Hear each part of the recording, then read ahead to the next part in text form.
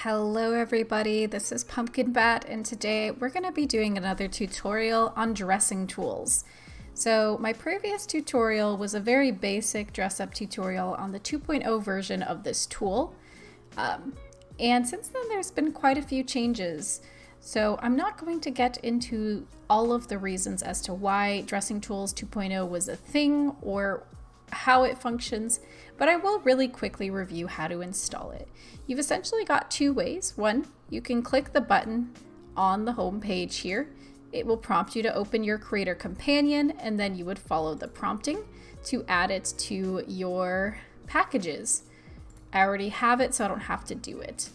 The other way to do it is to go into Guides, Getting Started, Installation, and you can actually just paste this link here and then go to your Creator Companion. Under Packages, you'll click Add Repository and paste the link. Once again, don't need to do it, but that's what you would do if you have never installed it before. Once you've installed it, you're going to go ahead and create a new project. I've already started a new project, but just for funsies, of course it's going to be an avatar project. You'll name it whatever you want, and then you're going to click Create Project. Your new project is going to generate, it's going to think. And then in the list of available packages, you are going to see dressing tools. Just click the plus sign. 2.2 is the most current version as of now.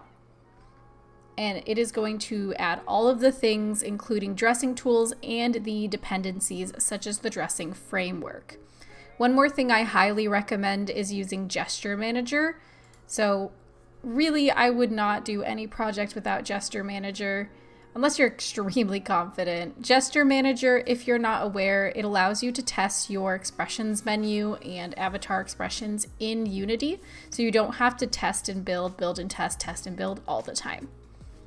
Once you've got all of that done, you are ready to open your project. So we'll go ahead and open it, and this time I won't cut away. I'll be right back. A few moments later. All right, and we are back. So I did have to split this up, so it's a different day. My voice is not in the best condition, so pardon me if I sound a little funny. But since we last saw each other, probably a few seconds ago for you, I've loaded various things into my project. First of all, most importantly, you want to add your shaders first. So just a reminder, add your shaders. The ones that I'm using today are Lil Toon and Crystal Shader by ShaderForge. Next, of course, you're going to want to load in all of your prefabs. You can just click and drag the Unity package and then click the import button when it prompts you. Today, we're going to be using the prefab base avatar Shinra by Mio3Mio.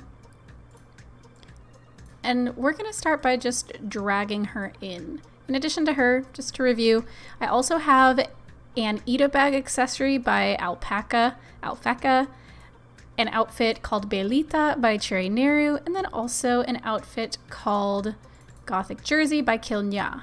So this is what we're going to be working with today, just to give credit where it's due. So what I'd like to showcase today is called the Smart Menu System, and essentially it's another way you can utilize the dressing tools. So as we reviewed in the previous video, the dressing tools allows you to set up a cabinet and you can add outfits to your avatar. However, there are limitations in that you can basically just swap one outfit for another. You can't really switch around or combine, and it's not necessarily intuitive for basic toggles. So the Smart Menu System gives you a lot more versatility in that aspect, and that's what I want to show you guys today. So to start with, click and drag your prefab into the scene, and then to make life easy, I just choose to unpack everything completely. Now, a major difference between going the cabinet route versus setting up this smart menu is that you are going to need to set up your clothes first. So the smart menu is not going to dress your avatar automatically the way that the dressing cabinet does. Now, that doesn't mean you have to click and drag everything. It just means you'll still be utilizing the cabinet tool somewhat to set things up. So to get started, I'm going to go ahead and add some of these things that I'd like my avatar to wear. So to start with, this Ida bag does have a rigging for Shinra. So I'll go ahead and click and drag that right onto her. And I don't need to use like the dressing tool for this. This is a really simple one. So I'm just going to unpack this prefab and drag the base onto her hips. And that's that. However, the other outfits I'd like her to wear will need to be dressed. So we are going to have to set up a cabinet. Once again, to set up a cabinet, if you don't have it docked already, you're going to go to Tools, Chocopoi, Dressing Tools, and it will pop up the dressing tools, probably as a little window like this. I choose to dock mine on the side here. You can do whatever works for you. Once you've done it, go ahead and drag your prefab, prefab, into the thing, and then click Start, and you have a cabinet set up. So for our outfits, we'll start with the Belita outfit. I'm going to go ahead and just click and drag the prefab. Once again, you don't have to unpack it. It's just going to throw it right on her. And instead of going through the cabinet process like we have previously, to use the Smart menu, what I find works and what they recommend in the documentation is to right-click your prefab, go to Dressing Tools, Quick Setup Clothes. And you will see, that it's going to show up right here. And then, because we're not going through the dressing tools, what I choose to do here is select all of the meshes in the outfit and then just uncheck it in your inspector here so they're not visible. And you don't need to worry about the armature or unpacking it because you've done the quick setup. And then the other one I'm going to be doing is going to be the Kilnya jersey. So once again, click and drag. Going to right click, Dressing Tools, Quick Setup Clothes, and you'll see it show up in our cabinet here. And once again, just for ease, I'm going to go ahead and right click it. So what we've done here thus far is we've just essentially positioned and set up our outfits. And let me just go ahead and uncheck that as well, since I don't want that on by default. So now that we're all set up here, we can start utilizing the Smart system. In order to do so, you're going to right click on your avatar, click Create Empty. You can name it what you want. Let's just say Outfits. Sure. Now you're going to need to add two things to this empty object in order to make it your menu. So first of all, see, I already had it pulled up. You'll want to search DT, and then you're going to need, first of all, DT menu group, and then you're going to need DT menu install. So the install path is going to be what the menu path looks like. It's already going to be attached to your root menu, so let's just once again call this outfits, and this will show up on our root menu in our expressions. And actually, just to illustrate that, we can just click add item to add an empty item, enter play mode, and we should be able to see this in our expressions menu. So yep, you see our outfits right here. And then, yep, menu item, of course it doesn't do anything, but we're gonna work on that next. So once again, click on your object, and if you click on it, notice how this menu item we created, it shows up as like a child of the object. Personally, I really like this. This is a good way to kind of dig into your different items and work with them. Of course, we're just gonna toss that out for now. Actually, hold on. Pause. Really fast, just to show you what add item does, this allows you to kind of set up an item based on existing parameters in your avatar controller. So if we really wanted to, we could attach our Kemomimi toggle, which is already existing, to this menu item. We have what we want the parameter value to be when we click the item. Enter play mode and gesture manager. And then go to expressions, our outfits menu, menu item 1, because we never bothered to rename it. Ta-da! So that is a really, really simple way to set it up if you already have the parameters existing, if they come on the avatar and you kind of want to rearrange those menus. In this case, however, I'm going to go ahead and delete that. The bread and butter of this feature is these smart controls. So smart controls can be used to add everything from simple toggles to like a radial slider. And we're going to start with a really simple toggle. So you're going to click Add Smart Control to start. For driver options here, we're going to click Menu Item. And then let's give it a name. We're going to start with our Eat a Bag. You can give it an icon if you want, and then type. This will be a toggle. And then we do not have to fill this in. If the parameter name is left empty, it's automatically generated, and that works for me. And then you can choose if you want it to have a default value for the toggle. That's going to be type binary, which means a Boolean, true or false. The default value here shows it's going to be false, so it's going to be toggled off. And then, of course, you want it synced and saved. So you can change all of that here. And once again, binary is what you're going to want for a simple toggle. And then let's just go ahead and drag in what we would like to be toggled. So just go ahead and drag that mesh or game object in. So Eat a Bag for Shinra, and then transform. That's how it be.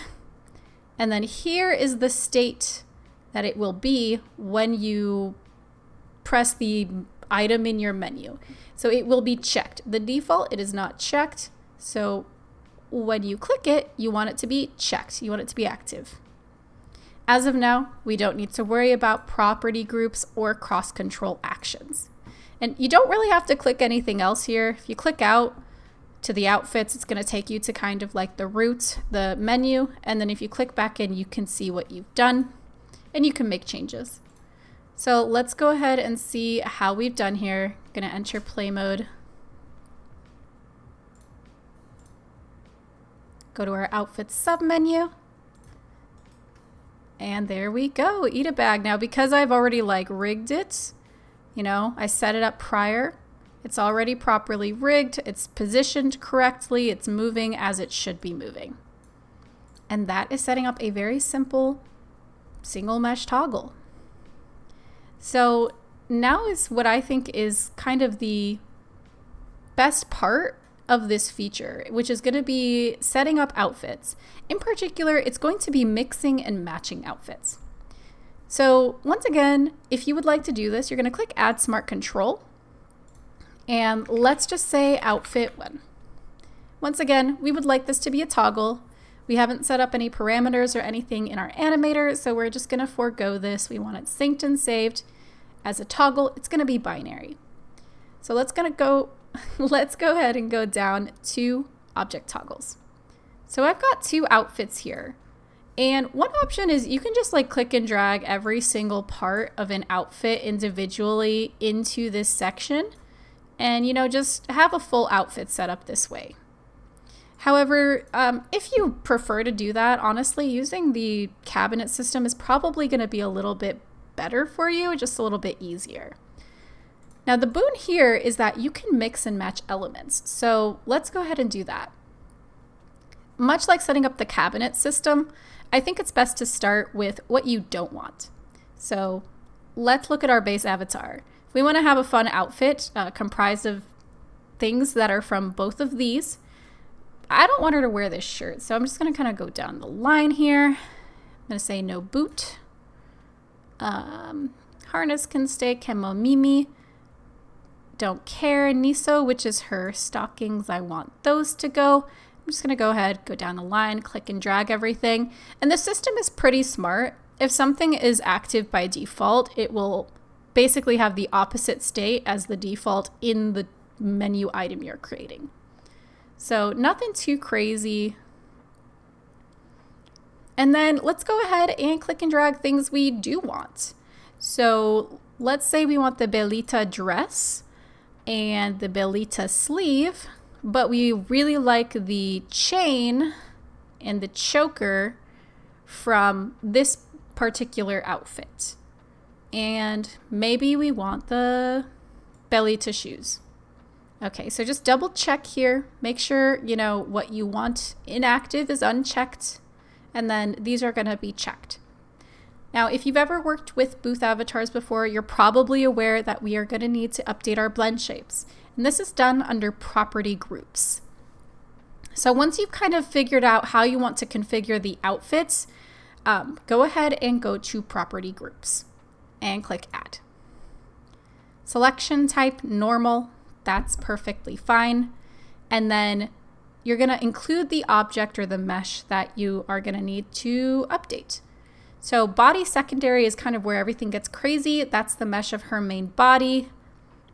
And then I'm also going to drag body secondary into pick properties from. And then you're going to click blend shapes. Now this particular mesh has a lot of blend shapes, obviously, you know, and the tool is smart enough to tell you, so you can search it. So I know for a fact the blend shape legs Niso, that I want to be 0 because she's not going to have her stockings. And essentially you can choose to display them all. The tool does prompt and allow you to do that, or you can search them. So it's really just, you know, whatever works for you. So shrink foot, let's add that. That's going to be a 0. And then let's see, shrink hips. I don't really care about that. Shrink foot, legs, knees. So I'm trying to think off the top of my head if there's any other blend shapes. Let me click display them all, see if there's anything else at 100. Hips 2.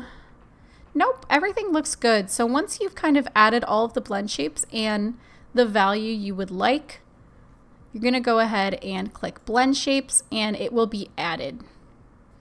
Now you can actually do this for multiple meshes. So if for some reason, let's say with this outfit, you really want to update her hair, you can drag that in, add the hair, and then pick properties from, click the hair. Now don't worry, this is not going to undo anything that we've done with the body. It just, you can't see it. So we have the hair and the pick properties from here. You're going to click blend shapes, and let's just pretend like we want her to have like the really wolfy wolf cut with this outfit. And maybe we want the side long blend shape to be 100. We want her to have longer sides to her hair. Once again, do that, click blend shapes, and that will be applied. And similar to your other, you know, things, you don't need to like click save or anything. You can click out of it, go back into it. In your hierarchy here, you're going to see all of the things. And if you click or if you drag any of the meshes in here, you'll see the blend shapes that you'd selected and set up prior. So let's go ahead and take a look at what that looks like with combining all of the things. So once again, we've got our root menu here, outfits, eat a bag accessory, and then outfit 1. And obviously her blend shapes aren't perfect. I didn't really take the time to look at what exactly she'd need. She'll probably need like the heeled blend shape, and I should probably add the strap, right? But ultimately, this is accomplishing what we want, right? You can see we've got the belita dress, our Ita bag is toggleable, and then we've got the choker and the chain from our all white jersey outfit. If you know, move her around, everything is rigged, everything's set up properly because we did that quick setup. And that is the basic way that you can set up an outfit made up of different parts. So this is really handy if you want to have fun playing dress up. And I would definitely recommend, if there are only very specific parts of an outfit you want, definitely delete anything you're not going to use. You know, save that space on your avatar. Ultimately, though, this is going to be a really good tool for you to mix and match and set up basic toggles. There's one more thing I would like to showcase, and that's going to be setting up your radial sliders, which you can also do with this tool. So to set up a radial slider, we're going to click Add Smart Control. And this time, instead of toggle, under the type, you're going to click Radial. I said radial. Oh, pardon me. Under control, click motion time. And then under type, click radial. And then we're working. I'm going to go ahead and call this hair. Once again, you can check here, you know, parameter name. Is it synced? Is it saved? Once you've done all of this, remember type is motion time. Type under menu item is radial. You're going to click add property groups. And just as we had done previously, same thing, you're gonna drag in the mesh that you want to manipulate. You'll drag it into the pick properties from, and then you're gonna click blend shapes. And once again, let's say I want this to go from 0 to 100. Now, because this is a radial slider, keep in mind, you may or may not necessarily want these manipulating multiple blend shapes at once. To my knowledge, you can actually have it do multiple at once though, and have just the two simultaneously moving with the radial, but just be aware, while you can do it, not sure if that's something you want to do. I don't think there's anything bad about it, I should say, but anyway, let's go ahead and enter play mode and see what this looks like.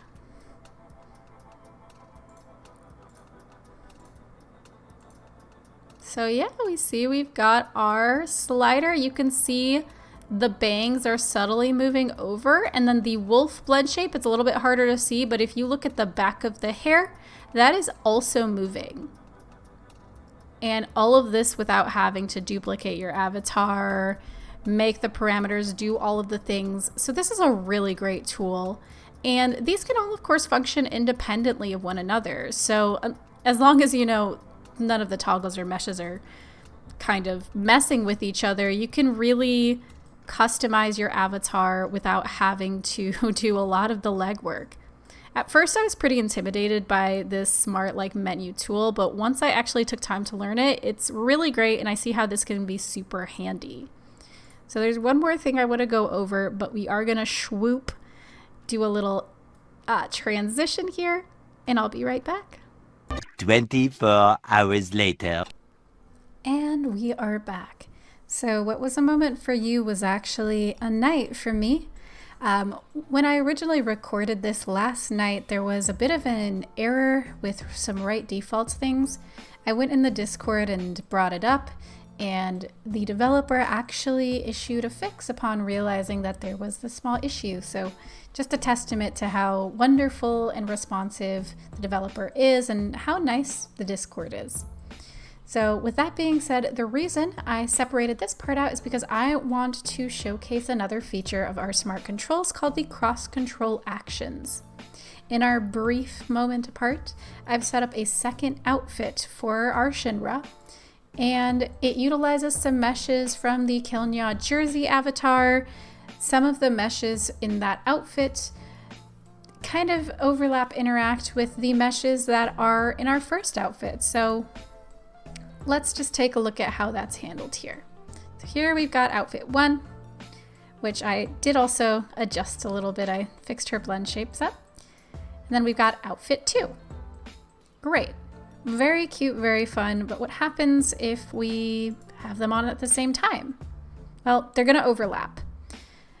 And you may not want that. Now, if you do like that, that's great. However, if you are setting up separate outfits and you don't want these things overlapping, that can be addressed here with the cross control actions.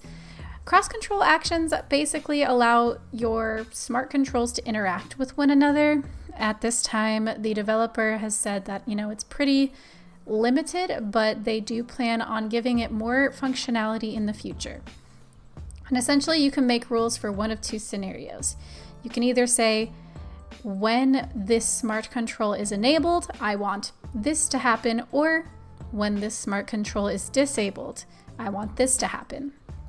So right now we're in our outfit 1, which once again, you can just navigate to these by clicking it in the hierarchy and going to your inspector. And we want to say when this outfit 1 is enabled, we want outfit 2 to have a value of 0. We want it to be disabled. 0 is going to be false. It's going to be off. If you wanted them to overlap every time one or the other is toggled, you could change that value to a 1. That's not our use case here, so let's go ahead and let's go to outfit 2. Now for outfit 2, same thing. When outfit 2 is enabled, we want outfit 1 to be 0. So I'm just double checking making sure I clicked and dragged everything properly. And then let's go ahead and see how this looks in play mode now.